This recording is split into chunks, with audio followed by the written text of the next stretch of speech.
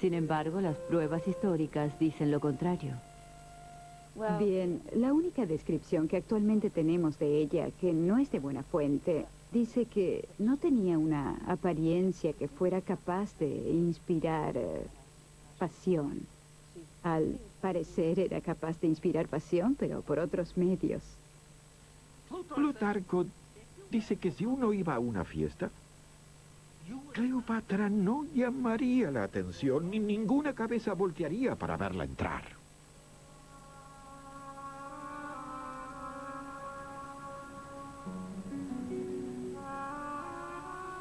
Prácticamente todas las imágenes de Cleopatra de su época se han perdido.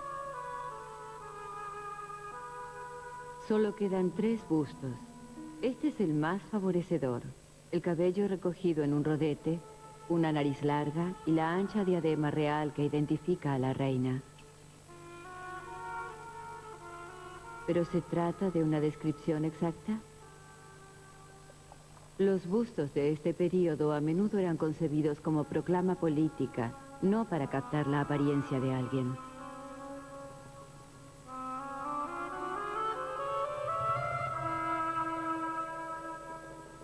Las monedas emitidas durante el reinado de Cleopatra son nuestras mejores pistas. Ella ordenaba acuñar las monedas y supuestamente contaban con su aprobación. No podrían no haberla favorecido. Por lo tanto, creo que debemos suponer que se le parecía, a pesar de que las imágenes de las monedas son bastante burdas. Creo que deberían ser consideradas caricaturas más que un parecido exacto. Quizá las monedas sean burdas, pero tienen algunos rasgos en común. Una frente firme, una boca generosa con el labio inferior curvo, una nariz larga. La animación moderna nos muestra cómo podría haber sido la verdadera Cleopatra. Todos quieren saber cómo era. Siempre recuerdo que Pascal decía que si la nariz de Cleopatra hubiese sido más corta, toda la cara del mundo hubiese cambiado. Tenía la nariz de los Ptolomeos, que siempre fue muy fuerte. Lo que la reina no tenía en belleza lo compensaba con personalidad. Según el escritor griego Plutarco, era magnética, su conversación era fascinante y su voz muy cautivante. Y en ese momento fatal, cuando Julio César llega a Alejandría y conoce a Cleopatra, no son el anciano y la mujer fatal, como Hollywood y algunos de nuestros autores lo muestran, sino un hombre que ve a una mujer tan ambiciosa como él. Y creo que la relación, por un lado, fue la unión de 2 mentes. Había una química dinámica, los dos buscaban lo mismo y eso pudo haber intensificado la relación sexual. Creo que es una relación multidimensional. El sexo no era el componente principal, a pesar de que debe haber sido muy bueno.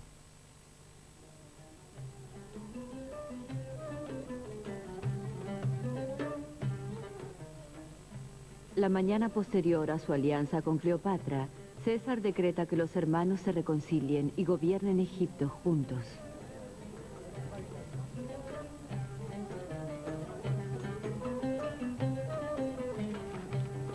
Durante algunas semanas reina la paz.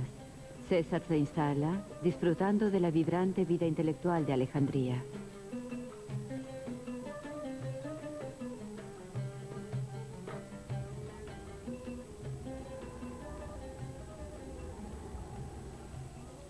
Sin embargo, la paz no dura.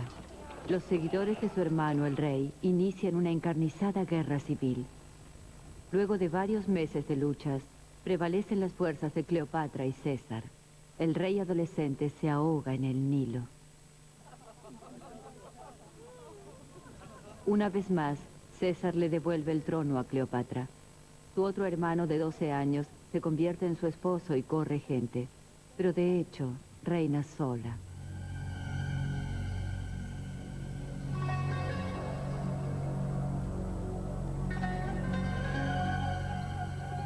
Al terminar la guerra, César deja Egipto. Al poco tiempo, Cleopatra da a luz un hijo. El pueblo de Alejandría rápidamente lo apoda Cesarión, hijo de César. Una moneda la muestra amamantando a su hijo, vestida como la diosa Isis con su hijo Horus. Isis es la deidad más popular de Egipto, la diosa todopoderosa de los 10.000 nombres que garantiza la fertilidad de la tierra. Para su pueblo, Cleopatra se transforma en la viva reencarnación de la diosa. Al presentarse como la diosa Isis, lo hacía de una forma muy positiva, según lo habían entendido sus súbditos, de una forma diametralmente opuesta a cómo se la recordó. No como una irresponsable mujer tentadora, sino como una figura maternal. Cuando Cleopatra zarpa hacia Roma con su pequeño hijo, César la invita a establecer su corte en su propiedad, en las afueras de la ciudad. El hecho escandaliza y a la misma vez fascina a los romanos. No se sabe si César reconoce a Cesarión como su hijo. Sin embargo, su aprecio por la madre del muchacho es evidente.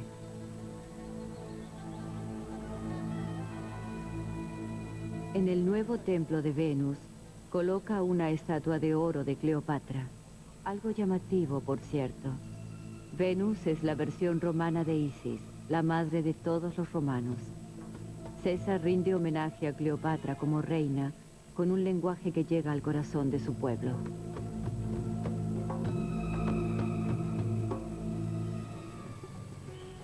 Algunos historiadores suponen que César y Cleopatra planeaban un proyecto espectacular para un imperio. Uno que uniría a Roma, Egipto, Europa y Asia bajo un gobierno conjunto. Sin embargo, mientras César sueña con dominar el mundo, su propio pueblo le teme a su poder cada vez mayor. Se rumorea que planea abolir al Senado y gobernar como un rey. En el año 44 a.C., en los idus de marzo, unos conspiradores lo atacan en el Senado. El poderoso César cae. Los sueños de Cleopatra caen con él. Ha perdido a su amante y protector. El testamento de César no hace mención de ella ni de Cesarión, nombrando a su sobrino nieto Octavio como heredero. Es hora de regresar a casa.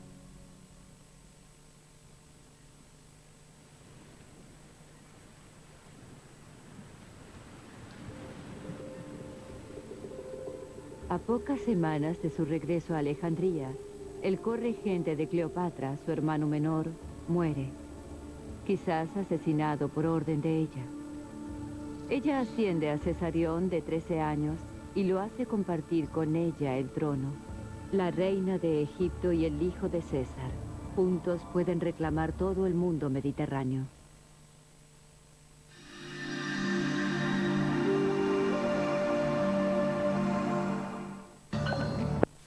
Utilizado por los antiguos faraones, sólidos monumentos. En el templo de Dendera, al sur de Egipto, en un inmenso grabado, hace una de sus más audaces proclamas al pueblo egipcio. Cleopatra aparece venerando a los dioses del templo con su hijo Cesarión, representado como un faraón adulto. Frente a ellos está el hijo de Isis, Horus, y luego la mismísima diosa. Al igual que Cleopatra, Isis tenía un compañero, Osiris, que había sido asesinado con un hacha, y un hijo, Horus. En el relieve del muro se lee, como en un gran cartel, que Cleopatra y su hijo son como Isis y el suyo. Es una proclama dinástica. Y del mismo modo que Horus, el hijo de Isis, es el legítimo sucesor de su difunto padre Osiris, dentro del plano religioso, también Cesarión debería suceder a Julio César.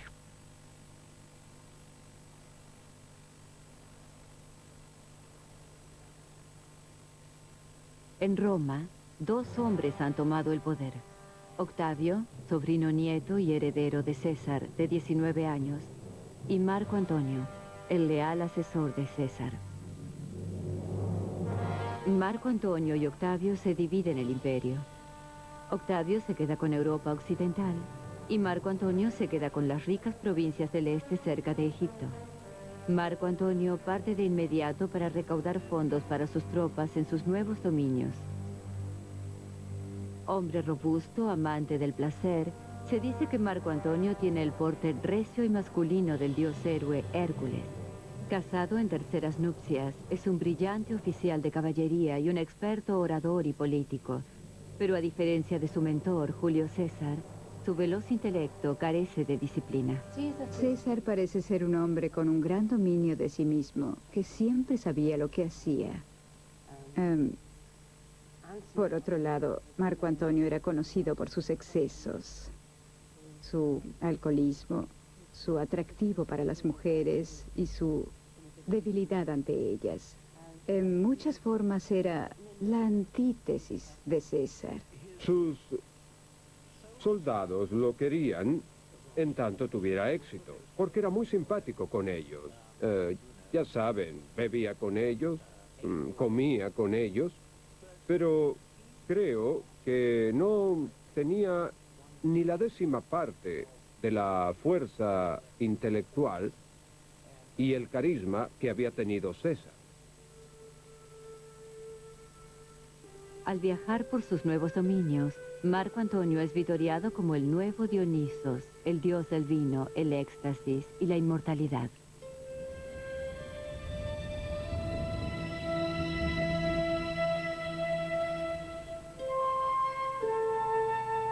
En el año 41 a.C., Cleopatra recibe una carta desconcertante. Marco Antonio busca el apoyo de Egipto para invadir Partia en la actual Irán. Cleopatra lo hace esperar varias semanas. Finalmente accede a encontrarse con él en Tarso, en lo que es actualmente el sureste de Turquía. Cleopatra llega de manera espectacular, transportada en una barca real con popa de oro y ondulantes velas de color púrpura. Está reclinada bajo un dosel dorado, vestida como Afrodita, la diosa del amor.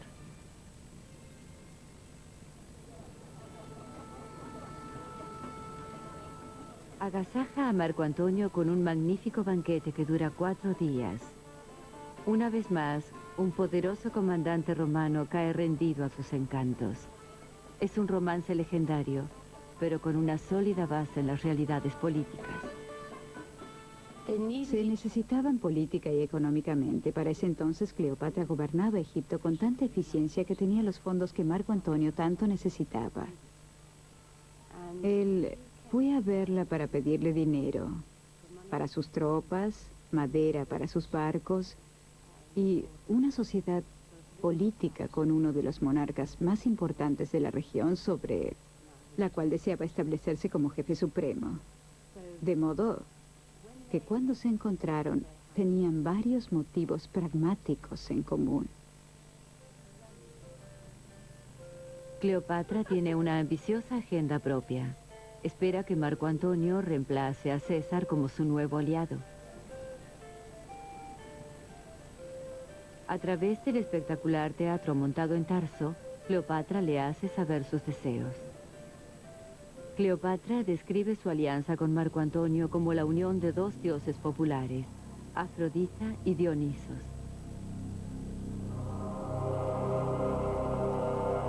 Es su manera de invitar a Marco Antonio a unírsele para gobernar el mundo mediterráneo.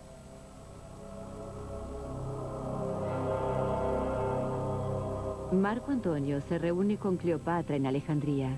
La reina dispone una interminable serie de fiestas y pasatiempos, pero no olvida su principal propósito.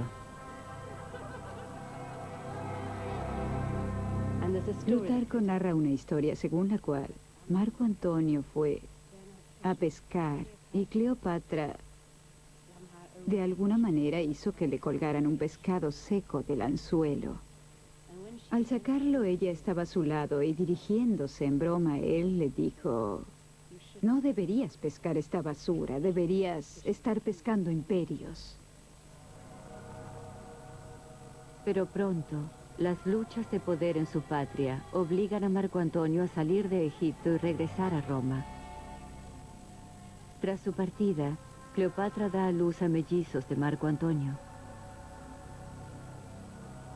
La esposa de este muere, pero en vez de regresar con Cleopatra, se casa con la hermana de Octavio, un matrimonio político por conveniencia. Una vez más, parece que Cleopatra ha perdido el dominio sobre Roma.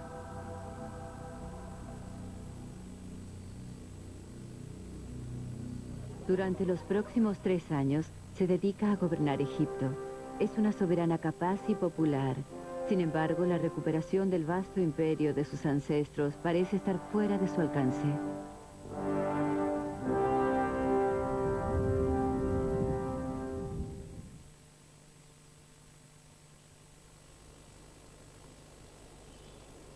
Durante el otoño del año 37 a.C., Marco Antonio se encuentra en Siria preparándose para invadir a los partos. Convoca a Cleopatra. Pasan un apasionado invierno juntos. Pero como siempre, los amantes tienen fuertes motivos políticos. Cleopatra fue educada en las epopeyas del esplendor de sus ancestros. Una sociedad con Marco Antonio ofrece mayores promesas, revivir el imperio unido de Oriente y Occidente de Alejandro Magno.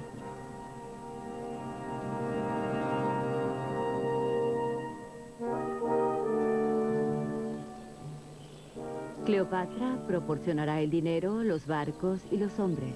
A cambio obtiene lo que quiere. Exige y consigue que Marco Antonio le ceda los vastos territorios que han estado bajo el control de Roma. De pronto, Cleopatra ha recuperado casi todos los dominios de sus ancestros.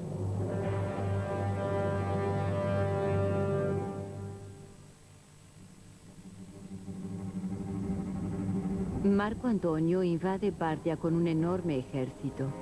La campaña culmina en un desastre. Para cuando se repliega a Siria, ha perdido casi la mitad de sus hombres. ¿Se equivocó Cleopatra al escogerlo como aliado? Quizás era el único candidato que podría haberle ayudado a alcanzar su objetivo. Si nos fijamos en la política de fuerza del último periodo romano y principios del periodo imperial en Roma, Marco Antonio fue un gran actor desde el principio. Seguramente por escrito pudo haberlo puesto sobre la mesa, lo que ella necesitaba para cumplir su sueño. Pero no creo que él tuviera el temperamento para poder cumplirlo. Ella tenía que sacarle provecho. Y le sacó provecho, pero no fue suficiente.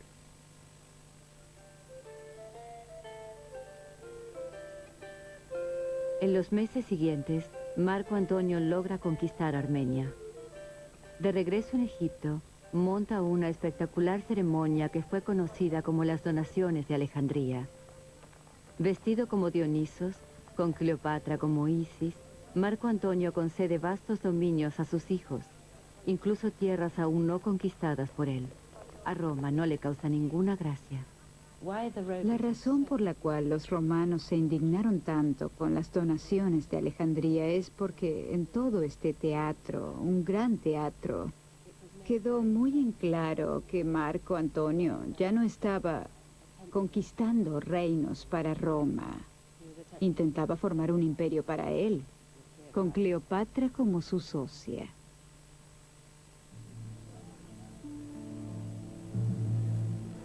Marco Antonio proclama oficialmente que Cesarión es hijo de César, su legítimo hijo, desafiando abiertamente a Octavio, su rival. El imperio que Marco Antonio y Cleopatra planean obviamente incluye a Roma.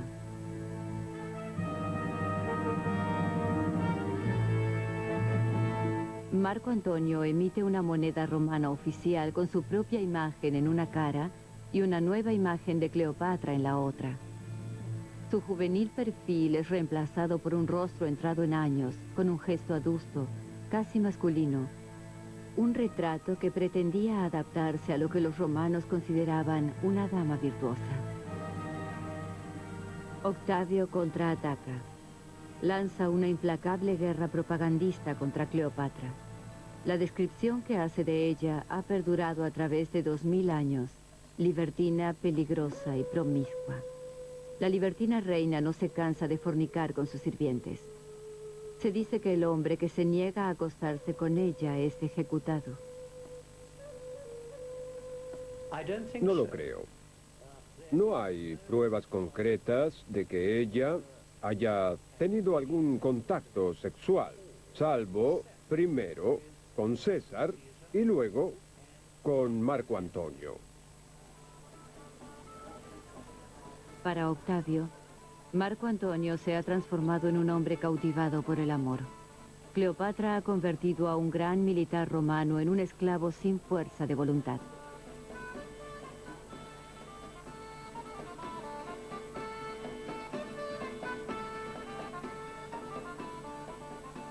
Los romanos veían a los egipcios como seres patéticamente decadentes por distintos motivos, pero el principal era que permitían que una mujer los gobernara. En las fuentes romanas se hablaba de la situación horrorosa por la que atraviesa un hombre que permite que una mujer ejerza algún tipo de influencia sobre él. Y por supuesto, una vez más, eso coincide con una especie de temor sexual y horror al atractivo sexual que las mujeres pueden ejercer. Octavio convence al Senado de que despoje formalmente a Marco Antonio de sus funciones. Luego declara la guerra, no contra Marco Antonio, sino contra la reina egipcia. Para sobrevivir, Cleopatra sabe que ahora debe conquistar Roma. Grecia es elegida como campo de batalla. Marco Antonio y Cleopatra reúnen la flota más grande que el mundo haya visto desde Alejandro Magno. 500 barcos de guerra, más de 75.000 hombres.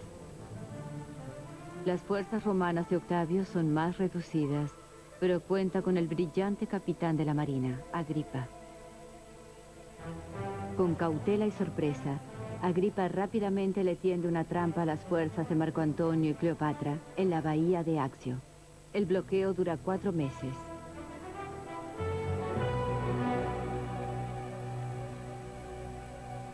Para escapar, los oficiales de Marco Antonio son partidarios de una batalla por tierra. Sin embargo, Cleopatra no abandonará sus barcos. El 2 de septiembre del año 31 a.C., su flota va al encuentro de la armada romana. La batalla del Accio es un fiasco. El escuadrón de 60 barcos de Cleopatra atraviesa el frente romano y escapa con el tesoro de Egipto intacto. Marco Antonio va tras ella, dejando atrás a su flota, la cual es aniquilada por las fuerzas de Octavio.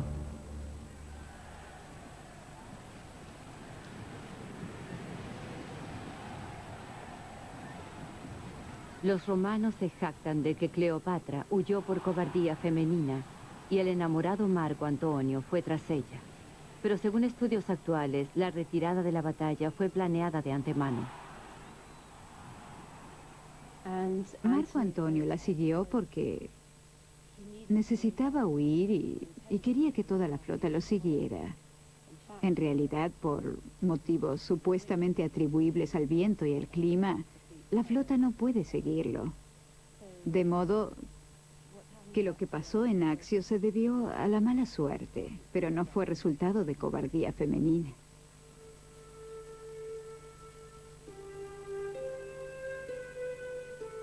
A bordo del buque insignia de Cleopatra, Marco Antonio permanece solo durante 3 días sin poder hablar. El tesoro salvado por ellos alcanza como para formar otra armada. Pero pronto se enteran de que sus fuerzas están desertando en favor de Octavio. Decepcionados, regresan a Alejandría. Los sueños que Cleopatra tenía de un nuevo orden mundial se hacen pedazos. Sabe que Octavio pronto irá tras ellos. Con valentía organiza fiestas y convence a Marco Antonio para que se una a ella. Sus amigos se hacen llamar los que van a morir juntos. Cleopatra se prepara para la dura prueba que le aguarda.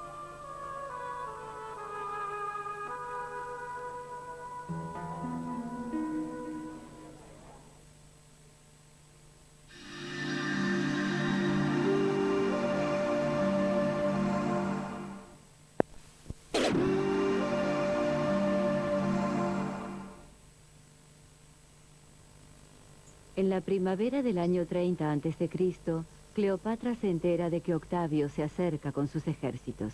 Ella propone abdicar si sus hijos pueden gobernar en su lugar. Marco Antonio ofrece su vida para salvarla de Cleopatra. Octavio ignora sus ruegos.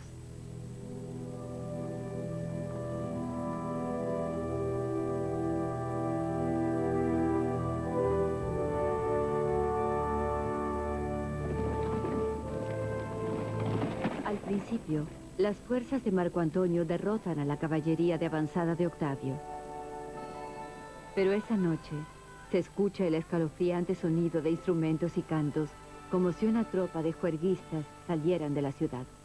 El pueblo dice que Dionisos, el dios de Marco Antonio, lo está abandonando.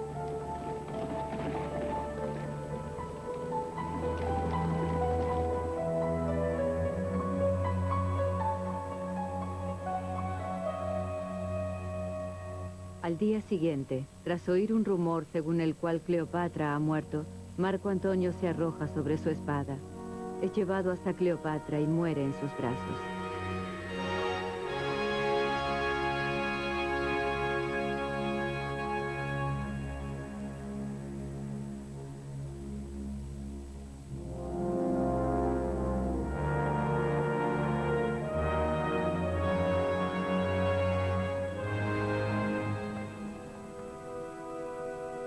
Octavio tiene en sus manos un destino que Cleopatra no puede soportar. Ella recurre entonces al suicidio más famoso de la historia. En su último mensaje le pide a Octavio que la entierre junto a Marco Antonio.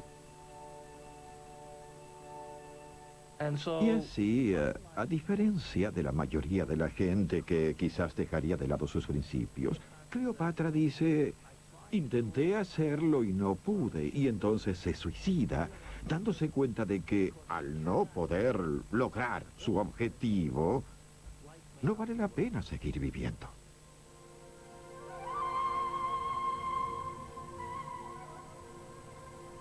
Al morir, Cleopatra está vestida con las túnicas de Isis y lleva puesta la corona de la monarquía divina. No se sabe cómo murió, pero según la leyenda sucumbió al veneno de una cobra, introducida oculta en una canasta de higos. En su brazo encuentran 2 tenues marcas de mordeduras.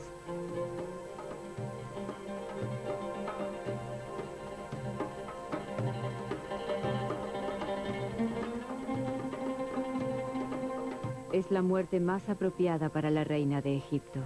La cobra es un animal sagrado, compañera de Isis y protectora de los faraones. Se cree que su mordedura confiere inmortalidad. En el último de sus grandiosos espectáculos, Cleopatra proclama su destino como diosa. Tras la muerte de Cleopatra, Octavio manda a matar a su hijo Cesarión. Sin embargo, le perdona la vida a los 3 hijos de Marco Antonio.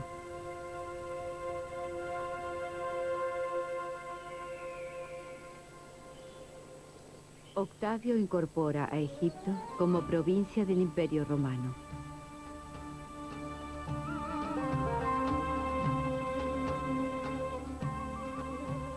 Gobierna durante otros 45 años.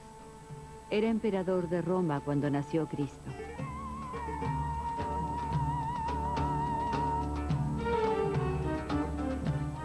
Una era llega a su fin. En su principio surge Alejandro Magno. En su final, la última reina de Egipto, Cleopatra. Ambos compartieron el sueño de un glorioso imperio del Oriente y Occidente, y el esplendor de los soñadores aún perdura.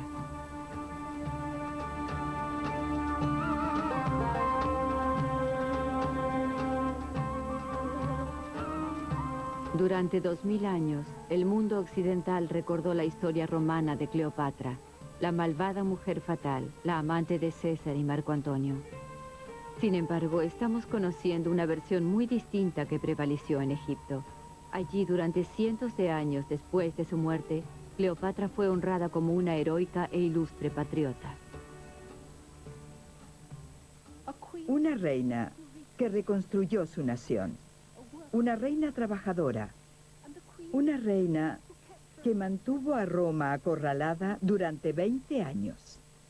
Hacia el final de su reinado, Cleopatra había gobernado con tanta eficiencia que su tesoro hizo bajar las tasas de interés en Roma en más de 2/3 cuando fue regresado a Roma.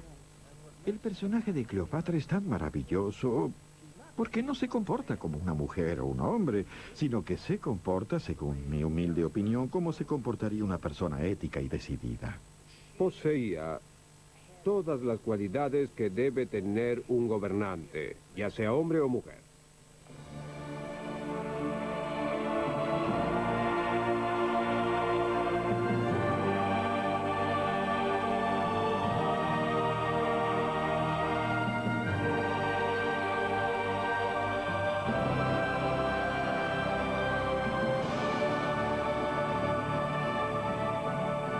$700 años después de su muerte, un religioso egipcio la llama la más ilustre y sabia de las mujeres. Es la clase de inmortalidad que la mismísima Cleopatra hubiese elegido. El destino eterno de la verdadera Cleopatra.